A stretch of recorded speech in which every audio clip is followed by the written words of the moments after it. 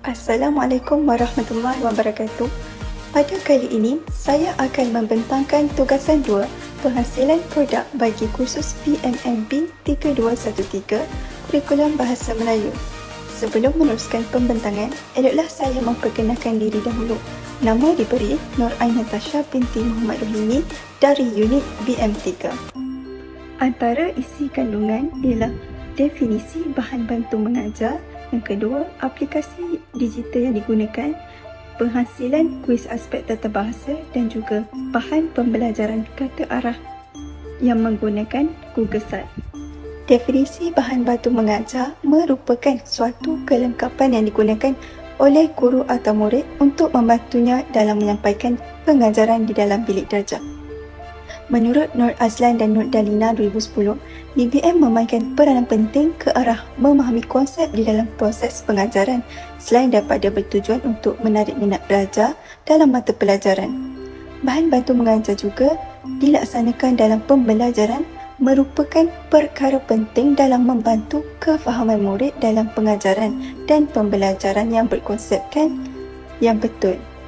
Bahan bantu mengajar terdiri daripada pelbagai bahan yang digunakan untuk membantu murid dan guru seperti bahan yang diterbitkan dalam bentuk buku, carta atau slide yang ditayangkan pada layar.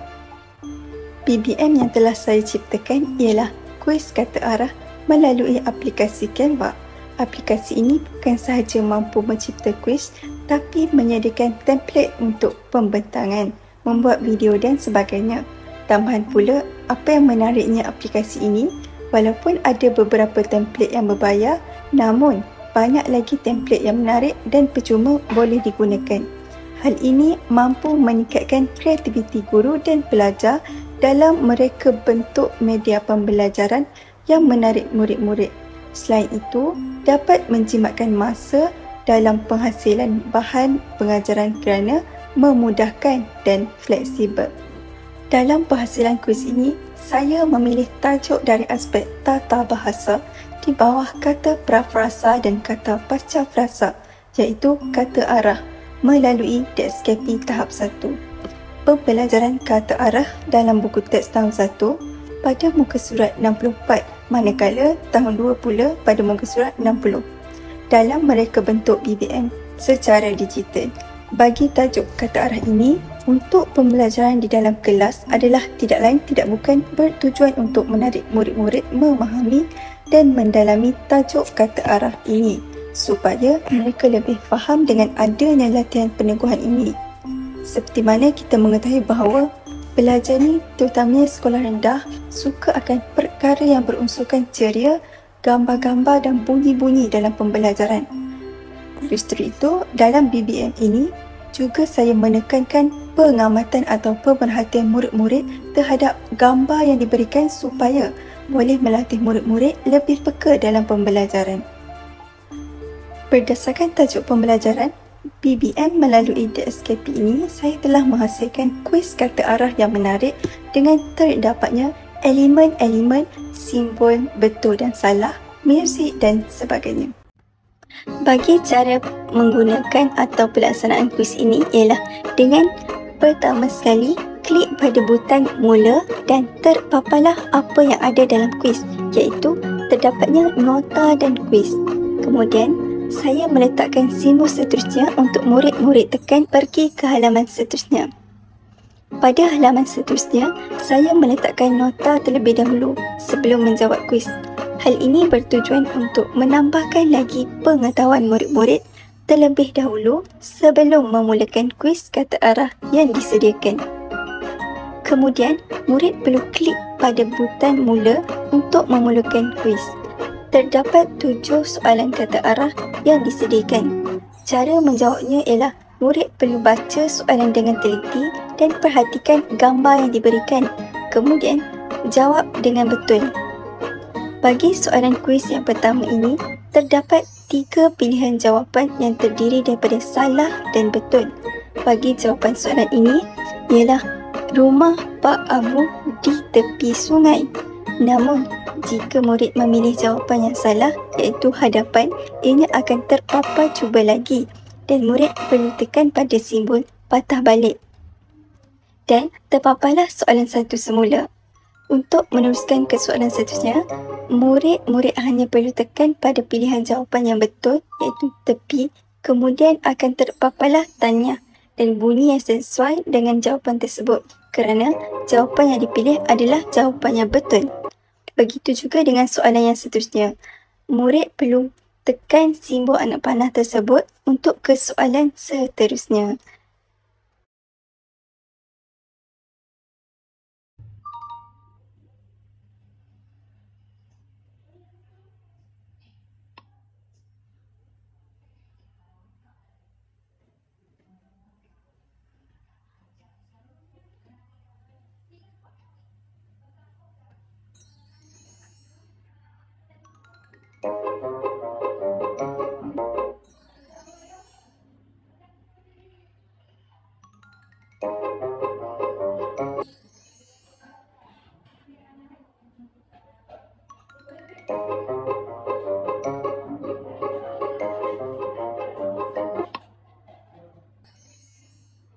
Dan pada pengakhiran kuis terdapat pemberitahuan soalan tamat dan ucapan tahniah untuk memberikan penghargaan kepada murid kerana telah berjaya menyelesaikan kuis yang disediakan.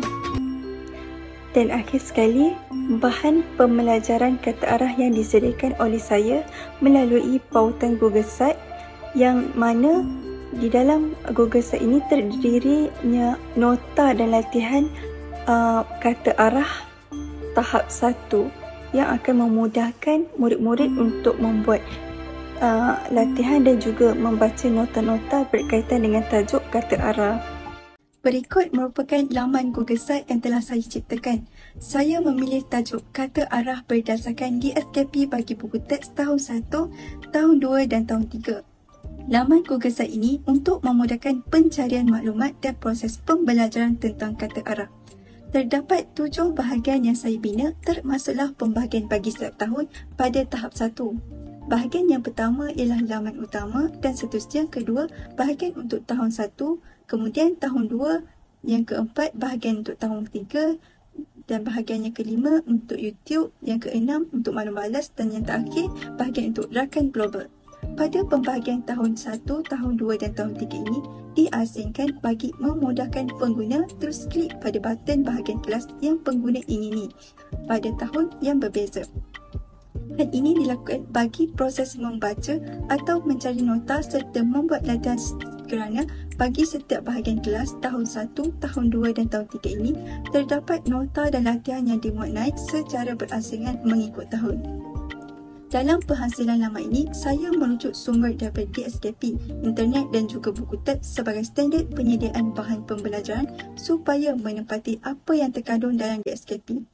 Pertama sekali, dalam laman utama, saya meletakkan biodata saya bagi memudahkan pengguna mengenali pencipta laman ini. Kemudian, pada bahagian ini juga, saya meletakkan nota kata arah secara ringkas. Pengguna boleh mengimbas nota yang saya sediakan atau membaca secara terus. Baiklah, kita teruskan kepada bahagian kedua. Bagi melawati bahagian kedua, pengguna hanya tekan pada button yang menunjukkan bahagian tahun 1. Kemudian, ianya akan membawa pengguna ke laman yang seterusnya. Terdapat 2 pilihan dalam laman ini iaitu nota dan latihan. Pengguna perlu klik pada nota untuk pergi pada bahagian nota tahun 1, kemudian terpaparlah nota yang saya muat naik. Nota ini ada yang saya sediakan sendiri dan juga ada yang saya bersumberkan internet serta tidak lupa juga rakan kolaborasi saya daripada IPG dan universiti lain. Bagi membaca nota ini, pengguna boleh slide pada tepi untuk memudahkan pengguna untuk membaca. Saya juga meletakkan sumber daripada buku teks tahun 1 pada muka surat 64 seperti mana yang saya rujuk daripada DSKP. Kemudian, pengguna boleh kembali semula pada bahagian tahun 1 dan klik pada button latihan.